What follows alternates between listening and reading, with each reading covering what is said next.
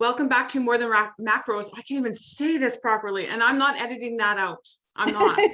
Welcome back to More Than Macros Radio. We're recording on a Friday afternoon, Karen. So this is how it is. This is how we roll. Yep. I'm your host, Coach B, and I've got Karen with me today. Coach Karen, Coach K. Today we're talking, like, we have this segment called Grind Your Gears, but I don't know if this would be anything around that. I think that this is a great conversation between two coaches where we see a lot of this shit in our clients, and we're gonna lay it out. Like right now, we're gonna talk about boundary setting and or non-negotiables or just communication. I kind of think is where it's at too, right? Yeah.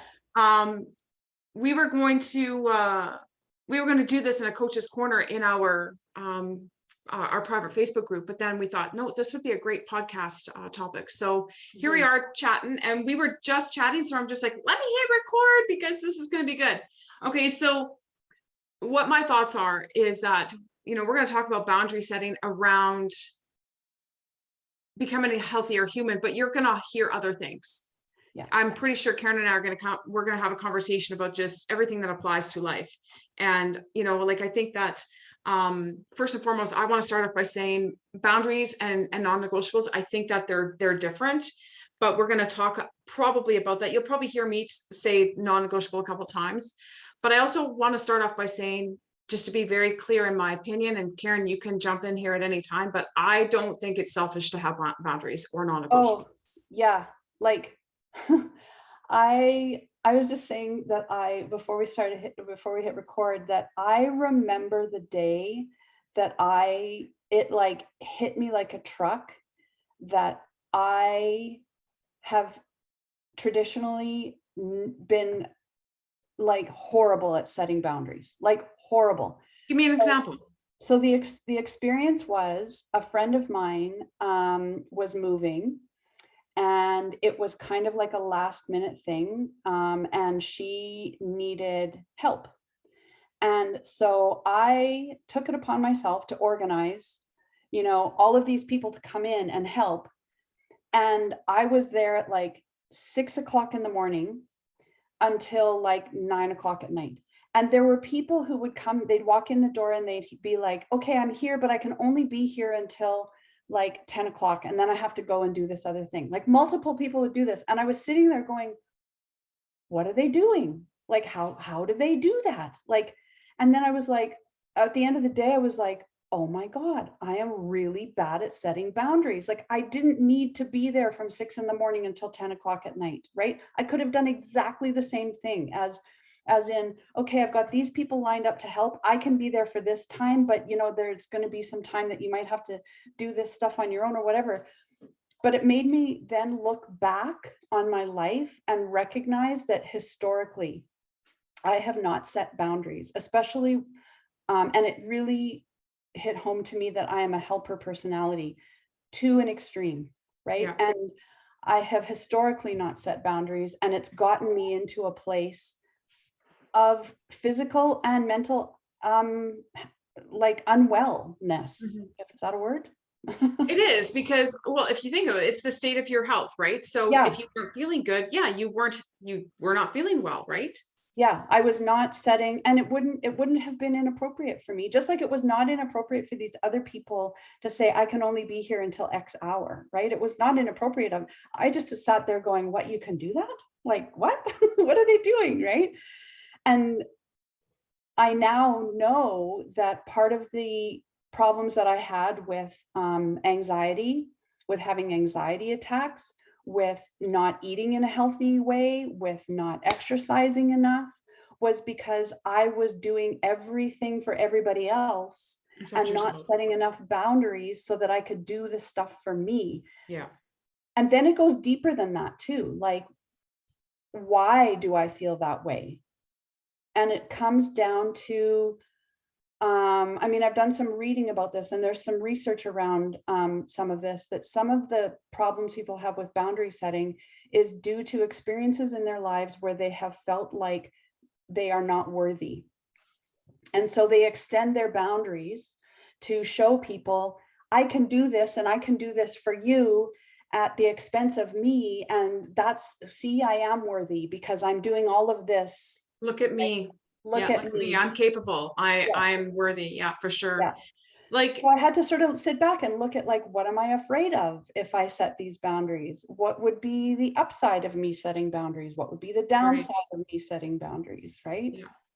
Yeah. And that's why we say it's not selfish, because I think it's important to understand that, like, when you want to become a healthier human, it's not easy to just do this every single day without somebody. Like, we hear the word self sabotage all the time. Like, you feel like Yeah. people, your environment or people around you sabotage you. But in a lot of cases, it's because you don't have boundaries in place for yourself and for other humans, right? But it's not selfish. And I think it's important to understand that when you're changing to become a healthier human, you have to understand what it is exactly that you want. And this is where it still comes back to goal setting. So let me set it up in the sense of, let's say, for instance, you've got a couple goals in life.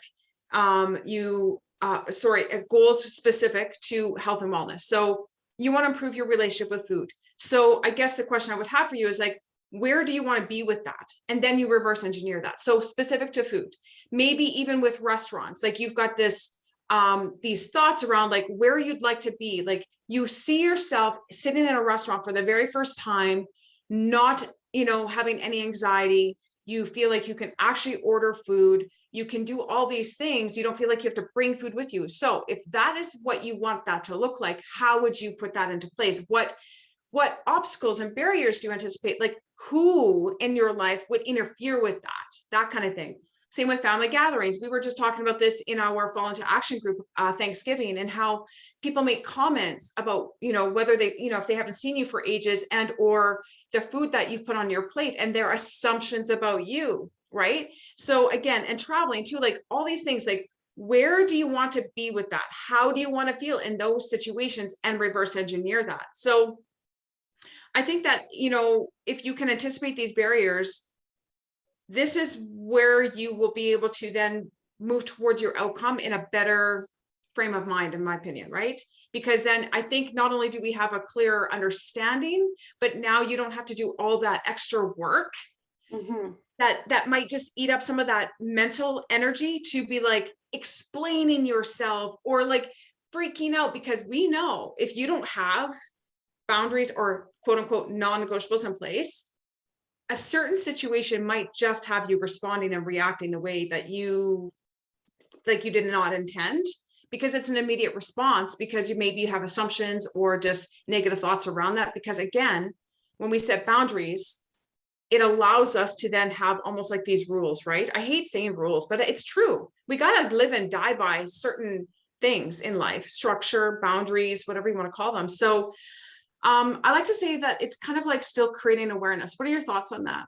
So again, like, looking at the topic of, just because it's like forefront right now, the topic of family gatherings, like Thanksgiving is coming For up. sure. Right? I know this is going to air after Thanksgiving, but nevertheless, we've talked again, like in our Fall into Action group, about, and I did a post today about some things that might happen, at family gatherings. And one of the things that commonly happens is somebody makes a comment about how much you're eating. You're eating too much, you're not eating enough, you've put on weight, you look like you've lost weight, like there's some kind of comment, right? And it can be really, really helpful, although very difficult. I'm not minimizing how difficult it is to set boundaries, but in advance of that gathering, who it is who's going to make these comments, right? So you approach them, you connect with them, and you say, hey, look, I know you're really concerned about my weight or my health, and I want you to know I'm working on it, but I want you to know that it's not open for a topic of conversation when we get together. Is that an easy thing to do, to approach somebody and say, don't talk about it, I've got it handled? No, it's not an easy thing to do. However, it's a boundary that needs to be set for your own health and wellness. Because if you've got somebody who's coming to you at a family gathering and making a comment about what is or is not on your plate, or how much weight you've gained or lost, that can send you into a spiral that is not supportive of you reaching that outcome goal that you want to reach. Yeah. Right? So yeah, I just think that there are situations that we have to anticipate, like if this is going to happen, then this is how I'm going to handle it. And some of those things are handled on the spot with boundaries. Some things are handled preemptively with boundaries, right? Do you know what I think? I think it's communication. So Yeah. like if we were to even break it down, so like let's start with family gatherings. So like, do you communicate enough with the family and like whoever you are visiting with about your current situation? Now, again, we see this with our current clients, one-on-one clients, but as well as the group. There are some people in your life that you just don't want to share anything with. I get it. You know, you have shitty relationships. We've all been there, right? But maybe this is a great time to share with your family about your chosen goals of, hey, you know what? I just want to be mindful, or I am working towards a weight loss goal. And how I'm doing that is that I'm tracking my intake. So that's why you might see me with my tracking app out. Or yeah, you know, I brought this meal this time and yeah, I know it's a salad, but you know what? It works for me. So I thought for sure that I would bring one because at least now I know that there's something here that I can have for sure because it's helping me with my goals. Like you can have these open conversations, but it's the ability to communicate what you want. And here's the thing, when you communicate out loud to some of these people, you not only are now committing to a contract with yourself, because it really essentially is like that non-negotiable contract. Now you're in contract with the people around you. So if they break that by starting to make these comments, you can remind them like, oh, didn't I tell you though? Like, remember I mentioned that I have a weight loss goal in place. That's why I chose to have the salad. Like, it's not because I fear food or anything. It just works for my goals. Yeah. But thanks anyways. I appreciate I appreciate you asking or inquiring or whatever, but you know, because some people are just actually maybe curious. And that's why it's great to have these conversations. But communication, I think, is the place to start, because then you can develop and understand, what do I need to actually set boundaries with? And when you're communicating, I think, and even this might be even before you set the goal, is that you are probably going to have a little bit of intuition here. You might be able to think, okay, this person in my life has never really been supportive of anything I've done. Right. So maybe this person I share too much with, so they really get it and it shuts them up, or I don't share anything because it's none of their business, because they're the type of people who will always say something negative anyways. However, that might be an assumption. So like, that's where you have to ask yourself the question of like, do you know what, you know, like how these people really feel? Maybe you need to start asking them more questions, right? And you might come to a common ground, right? And they might better understand you.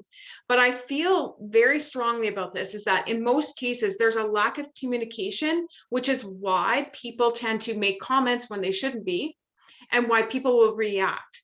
So, you know, like when you create the awareness, you know where you can set those boundaries, but now you can figure out, okay, so now that I have this boundary in place, do I need to make changes? Do I need to add things? Do I need to let this one down? You know what I mean, Karen? Like, because in a lot of cases, we might actually just have our guard up all the time and not allowing people to get curious and ask questions, because that's the other hand, you know, side of it is like, you might have this boundary with a conversation, especially with family, but maybe that person's actually kind of curious and they're not actually trying to sabotage you, but your assumption is they are. But that's, again, like, do you assume they don't care, or do you assume that they just don't get it, or are they actually being curious? So you got to pause and figure out how you're reacting to the situation. Absolutely.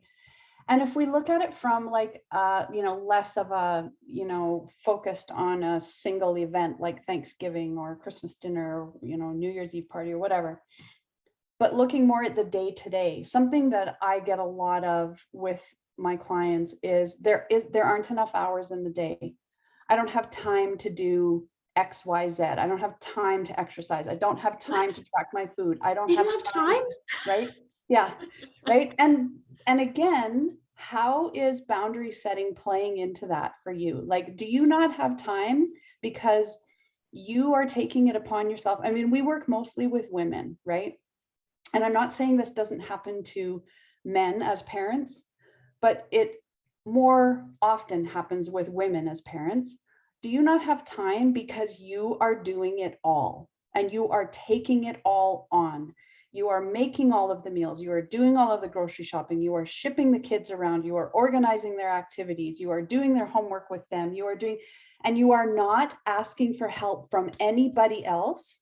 And even if you do ask for help, you're not accepting it. And let me say this, I was totally 100% guilty of this when my kids were growing up, which is part of what got me into trouble. Okay, so I'm just going to interject and I'm going to let you finish but I have to say this because it's like the mom who is probably maybe assuming or overthinking the situation, right? And we talked about this again in Fall into Action, where we assume as the mother, we have to take care of everything and everybody. And if we don't, we're like, we're not good moms. We're failures. We don't do enough for our children, like yada, yada, yada.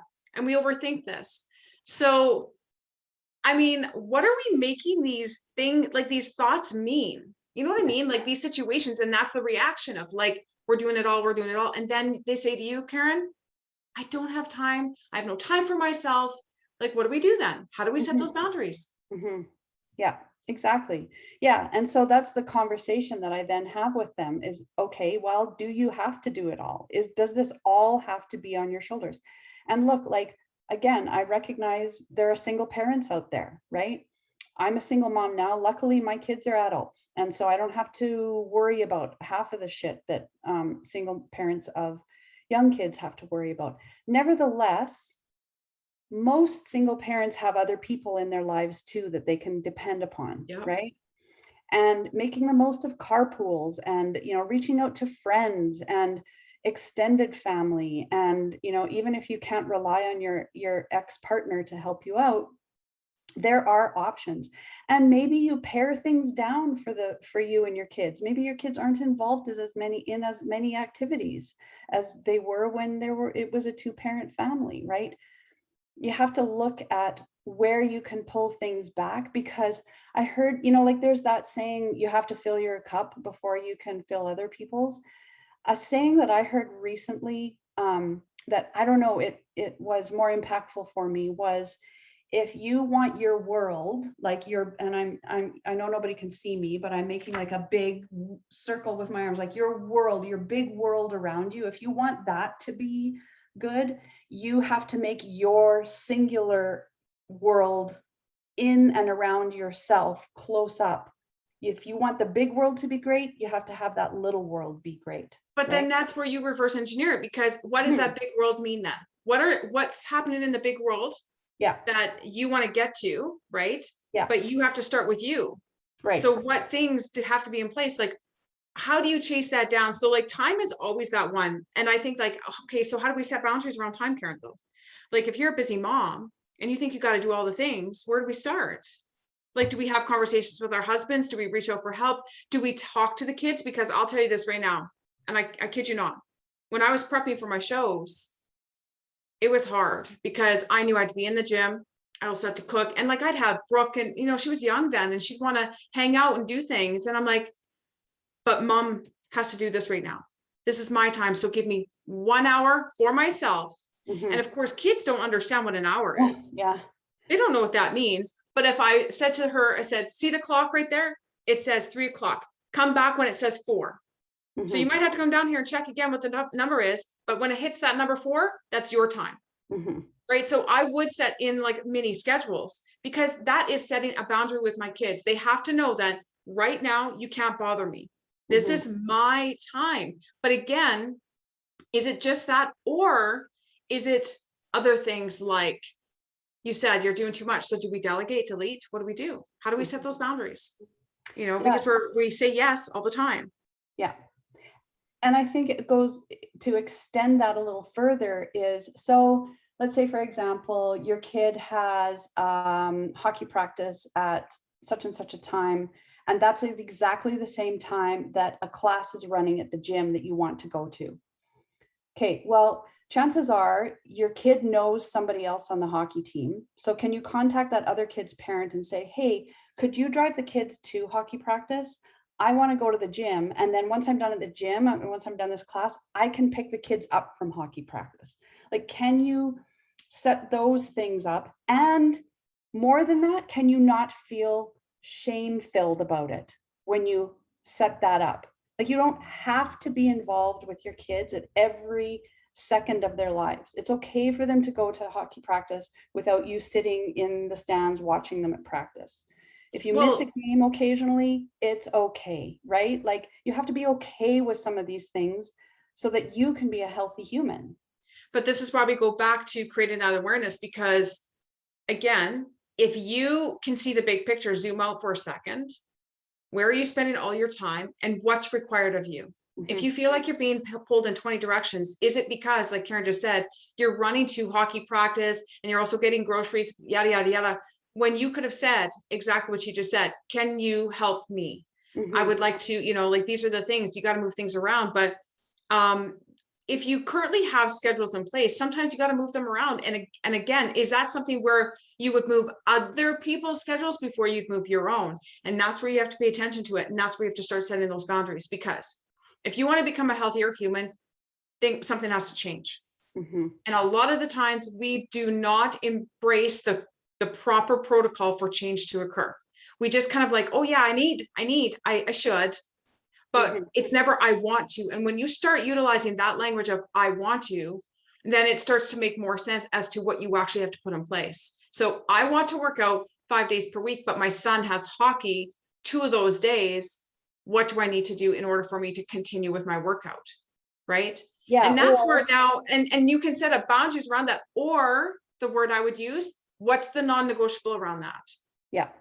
Or I want to work out, you know, X number of days a week. My kid has hockey practice on these nights. Therefore, I will do this thing in order to make it work for both of us. Right. Perfect. Yeah. Like there is a difference between I should, I need, I want, and I will. Yeah. And that's where we have to pay attention to, like again, just zooming out and saying, maybe I just need to make an adjustment though. Like, I don't have to revamp the entire system. I think that it's important to kind of take that time. And I think that's where we have to pause, be proactive versus being reactive to a situation. Because again, when we react, where's that reaction coming from? Is it a lack of communication? Because in most cases now we can just use communication as generalization of life. So if you're not communicating with your spouse and letting him know that you're doing, or her knowing that you're doing all the things and that you need help, guess what? You are going to feel like you're going to wear yourself out, and you're going to take on, and you're going to overthink, you're going to assume. But if you communicate, then like Karen said, maybe you're that person that no longer says I have no time. Now you're the person who says, I'm making time because I've asked my husband to take my kids to hockey. It's so much easier. Now I can go to that class that I've been wanting to attend to, you know what I mean? Like, it's almost like that sigh of relief. Yeah. You know, and I think that it's important. That's why when you look at boundaries, it's not something that is set in stone. Right. It's something that can be flexed a little tiny bit and adjusted. With a non-negotiable, I like to think that's the next step of, I've got boundaries, but in that I'm going to set a non-negotiable. Right. So like that non-negotiable is something that, and it's only a couple because you can't do it all. Right. Right. So it's like that non-negotiable of what you absolutely want to have happen, and you will make it happen. That's why you set the boundaries, because now you have the ability to set that up as a non-negotiable. Right. Yeah. But I think that like you could, it's for everything. Like it could be like even the boundary around like your relationship with food, what that looks like. And then like dining out, going to family gatherings, traveling, like there's so many things. Like travel and exercise and food is such a biggie. Right. And people don't know how to set, because like, especially if they travel with friends, and you know, your friends like to go, like, okay, they're going to Vegas and they like the drink, they like the party at the rooftop and at the pool, but they don't work out, they don't do anything about it. So what do? First step I would suggest, and I'm going to ask you too, Karen, as I would say, you need to have a conversation. You need to let these people know what is going on in your life and who you are as a human. If they know you as a friend, maybe they already know that you're someone who's driven to eat well and exercise, but you might have to remind them, because again, like, you got to remember too, that they have their own lives and they could give a shit about you because they're selfish. Like we all are, we all have our own things. So I would definitely say if you're like in a situation where you're traveling and you want to continue doing the things that you do at home, have a conversation with your friends, whoever you're traveling with, and set the boundary. Yeah. Yeah. So for example, I'm heading out next week on a trip with a longtime friend, and she's actually the one that I did a couple of my shows with, right? Shout out to Carolyn. Shout out to Carolyn Kang. Yes, I'm looking forward to it. And so she knows my life. She knows my lifestyle. She knows my view on food, on alcohol, on exercise, all of that kind of stuff. And she and I don't necessarily live exactly the same lifestyles, but that's okay. Nevertheless, when we started having, planning for this trip, we're staying in an Airbnb. And so I actually said to her, okay, so here's how I envision things kind of looking. Like, I do want to go to a CrossFit gym once when I'm there, because I want to say that I've done CrossFit gym and done CrossFit in a gym in Hawaii, and I want to get the t-shirt. But beyond that, like, I just said to her, I envision us being active in some way during the day, whether that means walking to and from the beach and going for walks on the beach, or whether that means like hiking in the lava fields or going zip lining, or I don't know, whatever, but we'll be active in some way. But we don't need to go to the gym. But I am going to bring a bunch of food stuff with me. And I envision that we'll be able to make some meals for supper that we can then use for leftovers. Like, I actually communicated all of this to her to say, this is kind of how I see this playing out. What do you think? And of course, she's like, yeah, sure, that's cool. Like, she supports that kind of way of living, right? And I knew she would, but I communicated it anyway. Yeah. So that we were on the same page, right? And that doesn't mean that we're never going to go out to eat. That doesn't mean that I won't, we'll probably find some great Hawaiian, like Kona coffee place down the road that we'll go to, every other morning or whatever. Like, it's not written in stone. There's a boundary, but it's not a stone wall, right? I can move it, right? Yeah.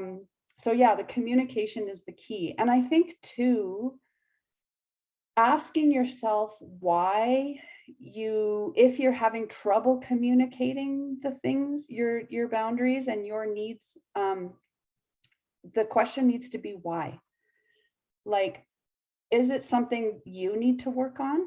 Yeah. Or is it the people in your life who are not open to receiving that communication, right? Like, you need to dig past why setting the boundaries is so difficult.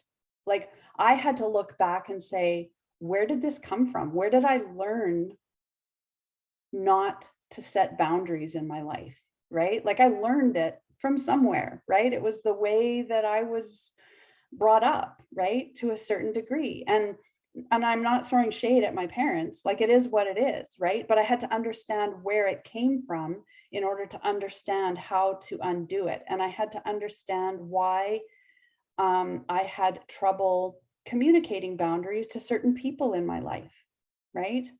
That it wasn't just about me having trouble communicating, but also them having trouble receiving it, and how that was affecting my health and wellness. I can share that for me, it was an assumption. So like, and it mostly is actually about being at work here at home. So like, I have the flexibility to work out from home, and I can cook and clean and do all that kind of stuff. I can do anything I want. I'm the CEO of my house. But what I found until I really started to communicate, and I really, like, there's been a couple of days where I've snapped, but like, because I work from home, I feel like I get taken advantage of. Like, hey mom, well, you can just do this for me. Hey mom, you can do this. And when I hire business coaches or mentors in general, the thing they would ask me is like, why do you feel like you lack productivity? Okay. So this is, again, I'm trying to be everything, including having a healthy mindset around my job and me as an entrepreneur. And I'm like, my kids pull me in 100 different directions. And often my husband will be like, hey, can you make a call for me? Or can you set this appointment and play for me? And both of them have said to me in the past, you need to start setting boundaries. Like, you work from home, but when you're like recording a podcast, nobody comes into your office. You put a big sign up, but you let them know. You also have to say, mom works from basically, 9 to whatever time that is. So if you need anything, you need to fucking have some patience. Yeah. Right. Or like, the big thing is like, well, mom, you work from home. So like a couple of the girls on the basketball team need a ride. Could you, and we have a tournament in Red Deer. Can you drive at, and we leave at 2. So there's been a few times where out of guilt, Yeah. I would be like, okay, I'll be there. But I would also assume that they really don't fucking care. Yeah. But it's because they didn't know enough about what I do. They look at me and say, you work at home, mom, you got all this flexibility, but I needed to communicate that more. And I actually did have a few conversations about this with my family. I'm just like, I feel like I'm not productive. I'm mentally not in a place where I need to be health-wise. Like I was just feeling exhausted and I was overthinking everything. And that, you have to understand, like when we have health goals, part of that is your mental health.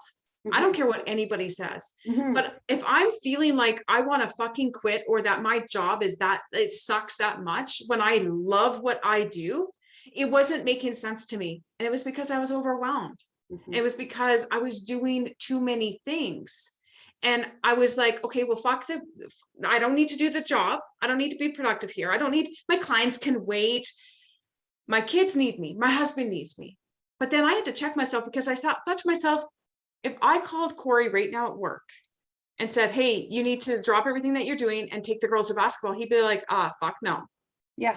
He probably wouldn't even answer his phone. Yeah.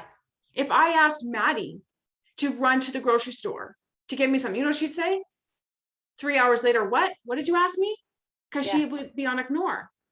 So, all these things. And I finally just said to myself, like, something has to change. Communication. Like, I can't be all. And so, like, yeah, you assume, but it was a lack of communication on both ends, because my daughters are not old enough to really, like, they're teenagers / young adults, but they're still learning up here. Like their brain is still trying to absorb and that frontal lobe grow. is not developed yet. Yeah, the frontal lobe is just like, it's just not working yet, right? Not to its full capacity. And so I did have those conversations and I set the boundaries for sure. And I'm really good about that now. I still sometimes will give in, but again, this is where we can be like, okay, I put these boundaries in place. They understand it. However, based on circumstance and situation, things can change. And I'm okay with that. Where I would be curious though, is what you had alluded to, Karen, is like, is there something else going on though? Like if you do feel guilty, or if you feel like you feel bad for making that other choice or whatever, that's where you do have to get curious, because then it may be something that you're doing again out of someone else's need versus your own.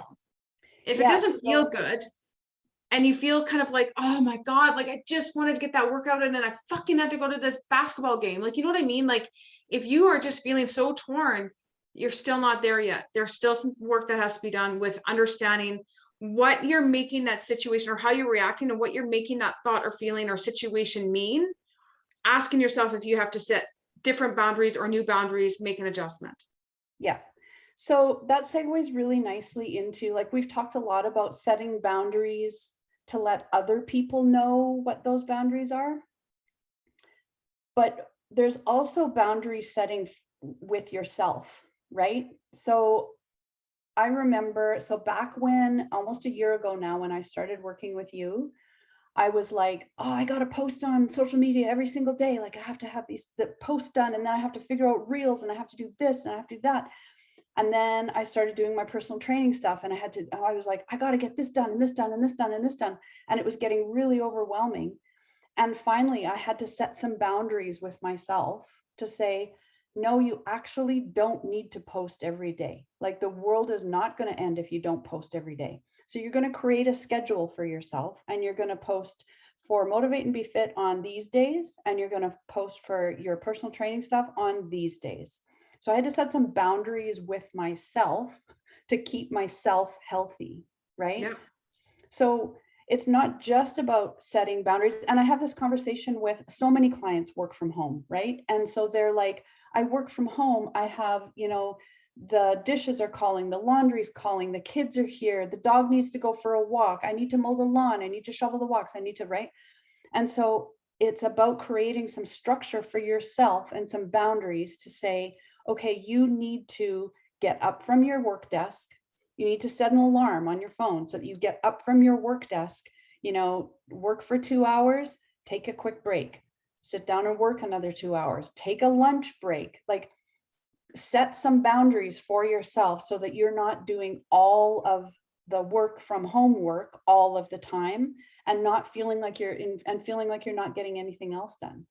So there are a variety of different boundaries that we need to be comfortable setting. Setting boundaries with other people around us, and then also setting boundaries with ourselves, right? Yeah, I think it's really, really, it's so important. Like, I don't even know how to add to that, because I just feel like it's like you have to check your home environment and yourself, like what that means, because I think that I'm the type of person too. It's just like, I'm downstairs because I work upstairs in my office, and I'm like, oh, I'm gonna go make a coffee, and then I see the dishes were left for Maddie. Yeah. And I'm like, the inner me is like, okay, but I have to get work done. I have a specific schedule.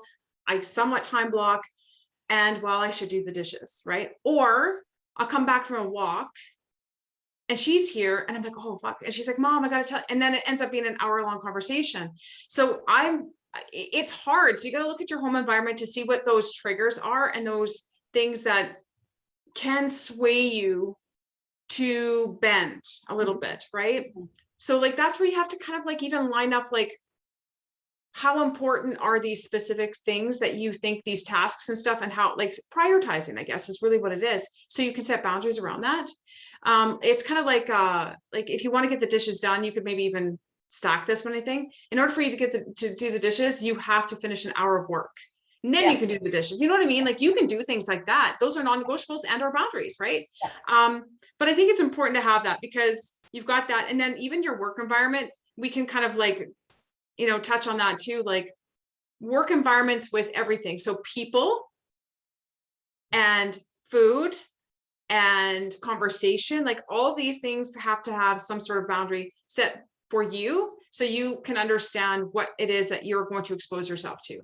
So again, we get these conversations, Karen, all the time from clients where like, well, so-and-so brings in donuts for work, or we're going out for lunch. Maybe you need to set up some sort of like conversation and boundary around that. Like, it's great that you're bringing in the donuts, but I mean, I'm just, don't bring them to my desk, like, at all. Like, I'll always say no. So just understand that. Don't bring them here, please. Right? Yeah. Because there are just certain triggers or environmental things that will impact you, but your work too. So you've got your home environment, your work environment, and then the big world. Like Karen alluded to, like, if there's something that, like, you have to look at what you want. Again, where do you want to be in this world, and what do you feel is going to impact that? So like, what obstacles and barriers is really what it comes down to, and how are you going to overcome some of these things? And you got to learn to be able to reverse engineer that, be willing to make adjustments, and within those boundaries, again, setting non-negotiables, because that might be the only way. And this is where I'd like to even maybe segment into, and you can, I know Karen, you're writing little notes here, so she's got something firing here, but I'd like to segment it, like finish off with talking a little bit about the communication though around comments and stuff like that, around people's plates, around bodies and stuff like that, because I think that those are big boundaries that we need to kind of understand and absolutely follow through with. Yeah. So the little note I wrote to myself was, again, I'm all about digging deeper and past the surface level stuff, right? So we've talked a lot about, the different kinds of boundaries, reverse engineering them, boundaries with other people, boundaries with ourselves. But if you are afraid of setting boundaries, you need to ask yourself why. Why are you afraid of setting that boundary? Like when I was looking at how often I felt I needed to post on social media, I was afraid to say, okay, you're only going to post on these days, right? And you are not going to post on these other days. What I was afraid of by setting that boundary was that I had a scarcity mindset. I was afraid that if I didn't post, I wasn't going to get recognized. I wouldn't get business. Like, and it's just like spiraled from there, right? Oh yeah. Overthinking. Right? Overthinking, micromanaging, all of that stuff. If I'm afraid to say to the person in the office, don't bring those donuts to my desk. Like, if you want to bring donuts in, fine, bring donuts, but don't have them over near my desk. They have to be over in that area. If you're afraid to say that to that person, why are you afraid of that? Are you afraid that they're not going to like you? Are you afraid of, and if are you afraid of saying to your partner, I need your help with this piece during the week. If you're afraid to say that, why are you afraid? And you have to dig into the why behind it in order to feel comfortable with actually saying it. And it can be really hard and icky and to do that, but it's a necessary piece of the puzzle. And it's also like, if you are afraid to stand up in your truths and say to the person, what you just said and commented about my weight was so damn fucking hurtful. If you can't say those words, bring yourself to confront somebody who was absolutely out of line by making any sort of comment about your body, anything like that, you have to figure out why. What are you afraid of? You're going to hurt their feelings? They just fucking crushed you. Yeah, exactly. And that's just it. Like, I'm just like, I'm sorry. You're the asshole for saying anything to me. Yeah. I mean, I can get on fire on this. So this is where I wanted to segment into is like, first and foremost, I want to start off by saying, it is not anyone's responsibility to make any comment about your body, what it looks like, how you choose to live your life, or what you put on your fucking plate. I live my life that way. Yeah. No one lives my life. No one understands the struggles I've gone through with food. No one understands the fucking work I've done. So I always say this, how dare you make assumptions about what I put on my plate or how I look? And so like, it's really, really important to understand that when you are making changes to your health and wellness journey, if you are around people that are used to a certain way of who you were, like how you conducted yourself, what food you were choosing, you sat on the couch, you were always the person that was the life of the party, and you no longer are that person, you've scared the shit out of them. Number one, you've made them very uncomfortable because now you're just like, they don't recognize you. And it makes them now want to put that pressure on because they are uncomfortable. They are not liking what they see because while they appreciate the fact that you're doing it, they hate that you are because they themselves cannot. It's a they problem. It's on them problem. So when you like, and this came up because of a conversation we had again in our group where someone had made a comment to another human saying, you know, like when you Thanksgiving or Christmas where someone hasn't seen you for a while and the first thing they say is like, damn girl, you put on some weight. How do you respond to that? And my response is, excuse me, I didn't like, that's hurtful. Actually, yeah. I honestly I've been putting in a lot of work actually, and I feel great. And honestly, why would you say words like that to me? Like, you need to reverse that. You need to throw that back on them. Like, and I'm not saying be hateful back, but I'm just saying you need to let them know that that was hurtful and that you are not open to conversations about how your body looks or anything like that. That is, they have no place to make that judgment. Yeah. And that includes moms of daughters. Yes. Absolutely. It doesn't matter whether they're family or not. It's like it doesn't matter. Right? Yeah. And there's this saying, it sounds so harsh, but it's always like oh damn, yeah, that's true. It goes something along the lines of, when somebody makes comments like that to you, it's because you are putting truth to the lie that they are living. Yeah. I know that sounds really harsh and really mean, but it is the case.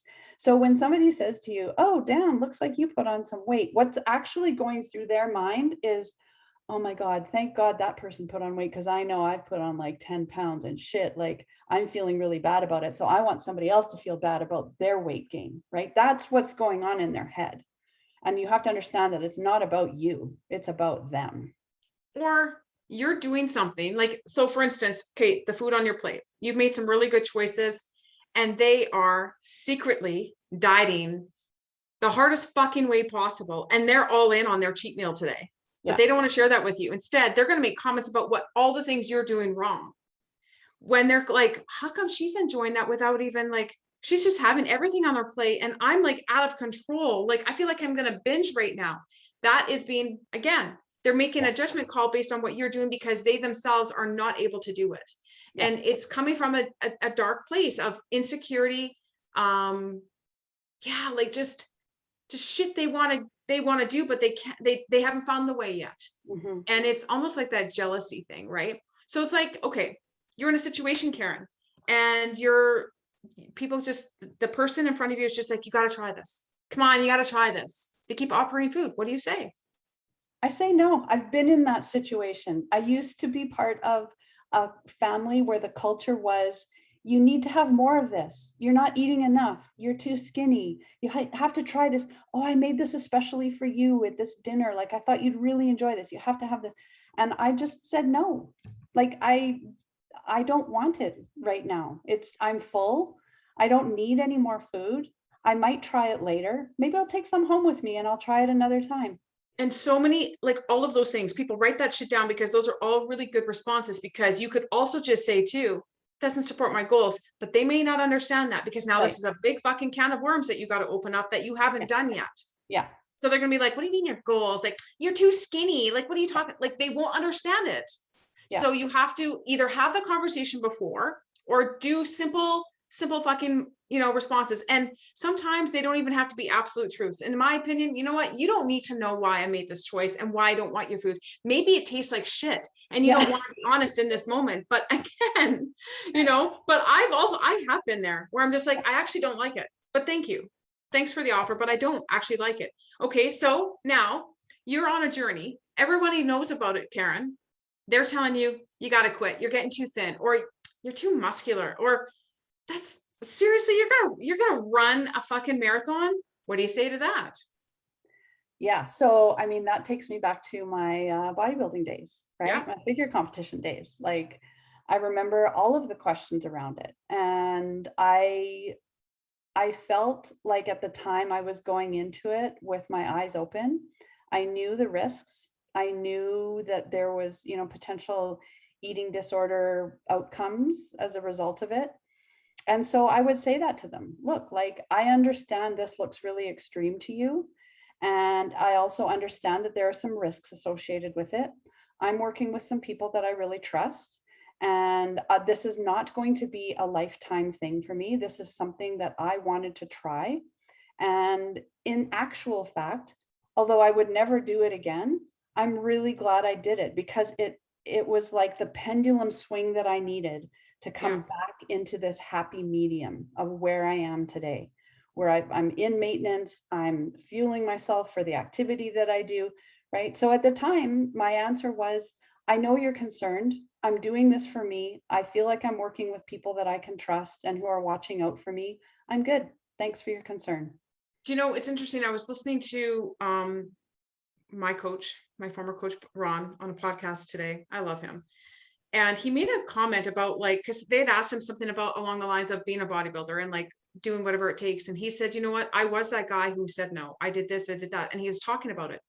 And, that brings me to this point of, like, he set those boundaries in place because of the sport he was in and the pressure, like not the pressure, but the goal he set for himself. And that has got to come. That's where you got to come back to it too, is like, depending on the situation, this is why I always say to people, listen, you got to figure out what that boundary looks like, because it is temporary for most people in a fat loss goal or something like that, right? Even for a competition, like for me, everything was temporary. And I would let people know that, listen, I'm only doing this for the next couple of weeks and I'll be done. I can't wait. But until then, this is the boundary I have in place. Don't bring this shit to the table. Don't make this for me. I don't want it in the house. Like, I would give that because it was specific. And that's what Ron talked about. Like, he's like, I never went out. I would say no to friends. I would do this because I had this on the line. And I think that's where people have to understand is like, what is it that you want? Going back to where we started the podcast, where do you want to be with this stuff? Some of it's forever because it's a lifestyle. For some people, it might be based on a specific goal at the time. It's even like going to what you do, Karen, as a coach, but also as a CrossFit athlete. So maybe, Karen, you've got a goal to go to Can West next year. I don't know if that's a thing anymore, but maybe you have these goals. So now you've shifted some of the way in which you are now going to set up boundaries for when you book clients, because you now have to prioritize your training.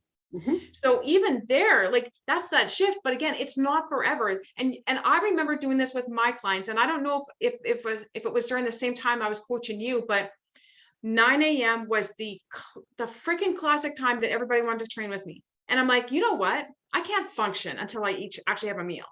So I said no. And you know what? I knew that was a possibility that I would have clients that would leave me because they only had like a couple hours, to choose, or they had to go every other day. And these clients that wanted to be there almost every day, this was a 9 o'clock window for them. And I'm like, nope, this is when I not only eat, but maybe it's when I'm going to do my cardio. And I had to put that boundary in place because, and I said no, and it was hard. People would be like, oh, please. And I'd be like, no, because I knew what would be the aftermath if I didn't do that. Right. Yeah. So again, like it's the situations too, that I think people have to be very aware of. Right. But again, communication, create that awareness. And I'll tell you this right now, it still comes back to like the whole conversation because, someone's going to offer you more food. They're going to do that. They're going to try and convince you to quit. I'll give you another one. My brother, when I was competing for the nationals for the very first time in 1999, I'm like going to Vegas with him for a freaking conference. And this is when I met Monica Brandt, by the way. It was amazing. I went to the Las Vegas Convention Center, and there was a big, huge fitness thing.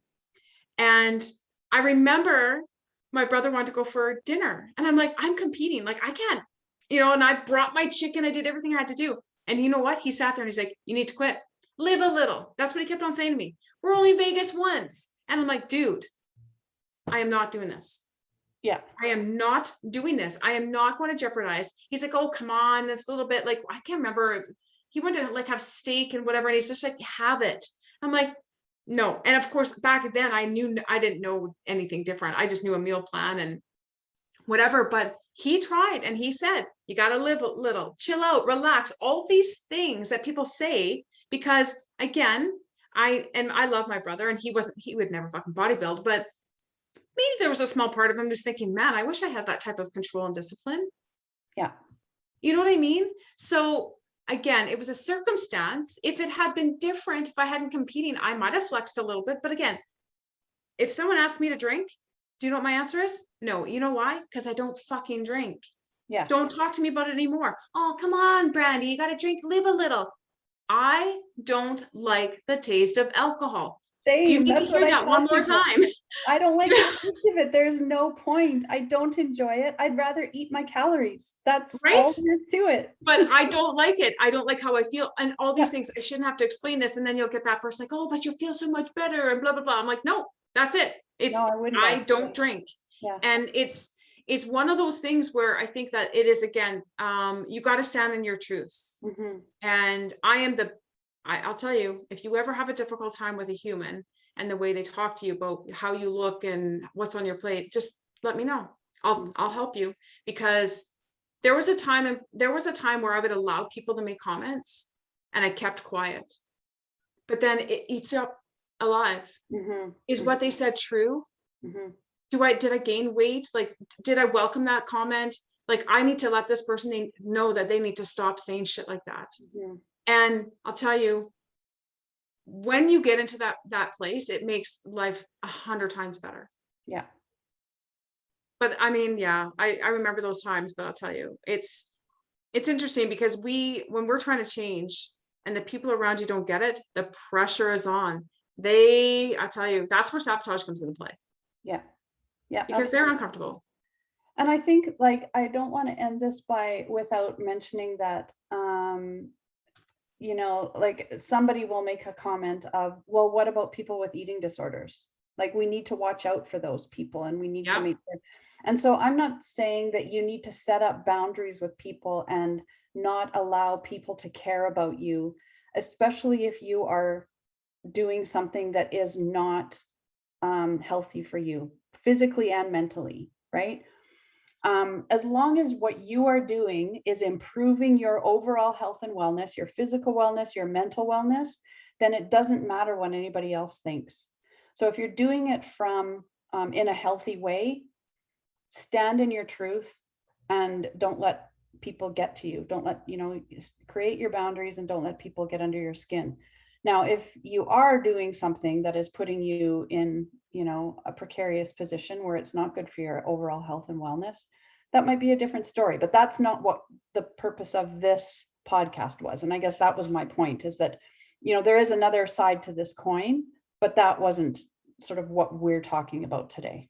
Yeah, I think that when you listen to this podcast, you got to think about what we mean by outcome goals and stuff like that, Yeah. and how you want this to look, because for sure, I mean, it's tough, right? Karen, what we do, we try to support people who want to do things like intentional weight loss, and or they want to improve their body composition somehow, or, like whatever that looks like, right? And you do get a lot of, I wouldn't say a lot, but you do get those responses of like, okay, well, what about that person? It's kind of like the podcast I did with Andrea a while ago about like comments about people's bodies, right? Like sometimes if we even make that comment to somebody who is in shape, so, example, like my aunt, I remember when I was getting ready for the nationals, she took me aside and she's like, oh man, you're looking really anorexic. Like she had no idea what was going on, right?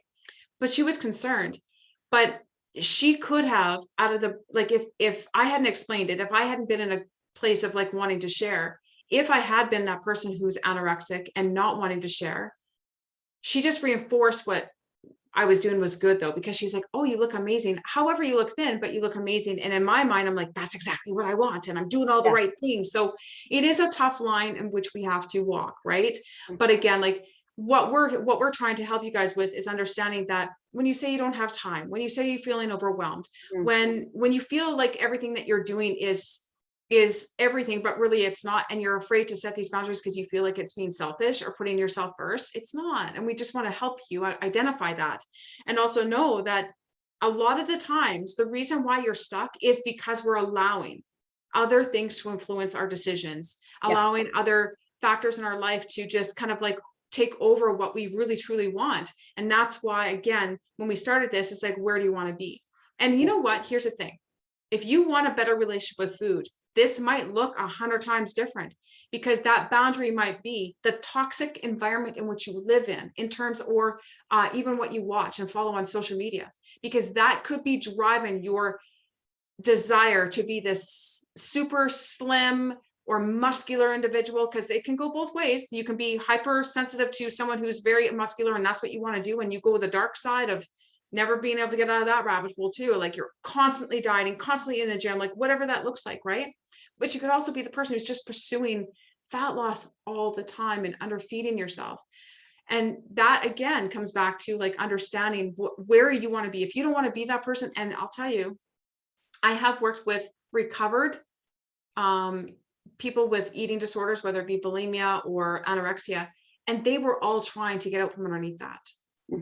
They were trying to rebuild a better relationship with food and their bodies, and try and identify like that they had these mental health issues. So again, like it really does come down to that. So even in that situation, though, boundaries could be set. You could unfollow toxic, social media things. You could actually eliminate some people in your life too. And I hate to say that, but there are some people whom you wish to be like, that you now realize that every time you chase that look, it actually breaks you into pieces. And that's where you need to do that audit of your, the 5 people that you spend your most time with, including the people that might be drinking. Like maybe that is the boundary. Like you do not want to drink anymore because you feel you're on a slippery slope of becoming an alcoholic too. And that's just another fucking rabbit hole and conversation. But again, if you don't put those boundaries in place, or at least try to identify those boundaries, then you're not going, like it's like that lack of awareness. And I tell you this right now, when we talk about this, when you create that awareness, this is where the aha moments might come in, Karen, of like, I have disordered eating mentality. Oh my gosh, like I actually do binge eat. Oh my gosh, I can't even go to a restaurant without freaking out. I need to start doing something different here. I need to start setting some boundaries around people. I need to, clean up my environment. You need to start doing those things. And that's why we had this conversation, because it sounds so counterintuitive, but the thing that could be holding you back is the fact that you are not setting boundaries. Yeah. Right. And people think boundaries are walls. They're not walls, but they are structures that help you create the framework to get from where you are now to where you want to be. Right. So again, counterintuitive, but by not setting boundaries, that could be the thing that's holding you back. Yeah. And I'll tell you this, and this is a great way to end the segment. When you have these boundaries in place, you've now anticipated possible obstacles and barriers, and now you can write the plan.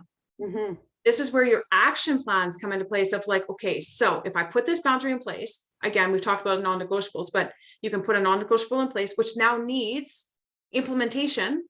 So you got some intentions going on there. You've got a more specific plan, and now it's easier to carry out.